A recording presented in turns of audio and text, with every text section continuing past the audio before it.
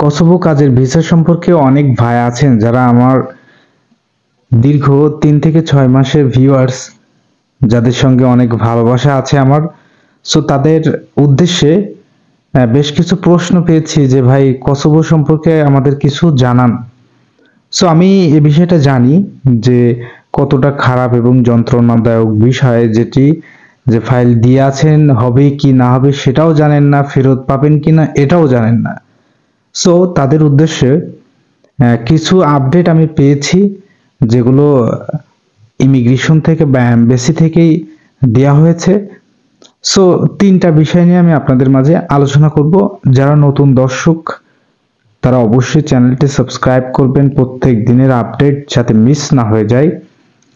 আর যারা আমার সঙ্গে যোগাযোগ করতে চান, ভিডিওর ডেসক্রিপশন বক্সে ফেসবুক পেজের লিংক দেওয়া থাকবে, চাইলে যুক্ত হতে পারেন।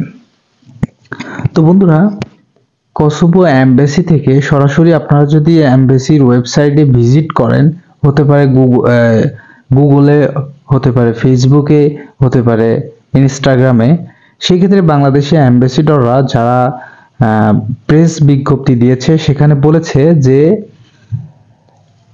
তারা শুধুমাত্র যারা বায়োমেট্রিক সম্পন্ন করেছে, দীর্ঘ মাস অপেক্ষার পরেও যারা এখনো ফলাফল কোনো কিছু পাননি, বা ভিসা হবে কি না বা রিজেক্ট হয়েছে কিনা এই সমস্ত বিষয় এখনো পর্যন্ত এমবেসি থেকে ক্লিয়ার কোনো আপডেট পাননি, তাদের জন্য কিন্তু একটা ডেট দেওয়া হয়েছে যে তারা খুব দ্রুত সময়ের ভেতরে যারা বায়োমেট্রিক দিয়েছেন তাদের ভিসা হলে ভিসা পাবেন, এবং যারা রিজেক্ট হবেন তারাও কিন্তু তাদের নিউজ বা আপডেট পেয়ে যাবেন। সো একটা বিষয় ক্লিয়ার, সেটা হচ্ছে যে যাদের রিজেক্ট করা হবে তারা শুধুমাত্র 8 কর্মদিবসের ভিতরে আপনাকে অবশ্যই রিআপিল করতে হবে যে কি জন্য ভিসা আপনার ক্যান্সেল হয়েছে বা হবে না।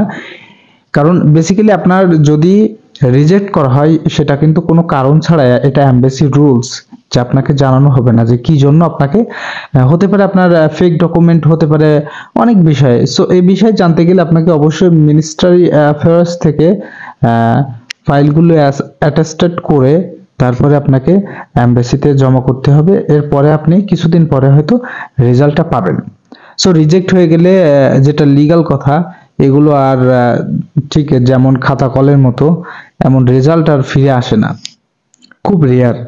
সো এরপরে আরেকটা বিষয় আছে যে অনেক ভাই কিন্তু ইতিমধ্যে কসোভো থেকে একটু আপডেট পাওয়ার পরে, যেমন তারা চালু করেছে, এর ভিতরে অনেক এজেন্সি কিন্তু তাদের বিজ্ঞপ্তি দেওয়া শুরু করেছে যে আমরা ফাইল নিচ্ছি, খুব শীঘ্রই ভিসা চালু হয়ে যাবে এবং আমরা ভিসা আপনাকে অল্প সময়ের ভেতরেই করে দিতে পারবো। হতে পারে visit multiple work permit D visa, এই ডি ক্যাটাগরি ভিসা নিয়ে কিন্তু তারা শুধু প্রেস বিজ্ঞপ্তি দিয়েছে।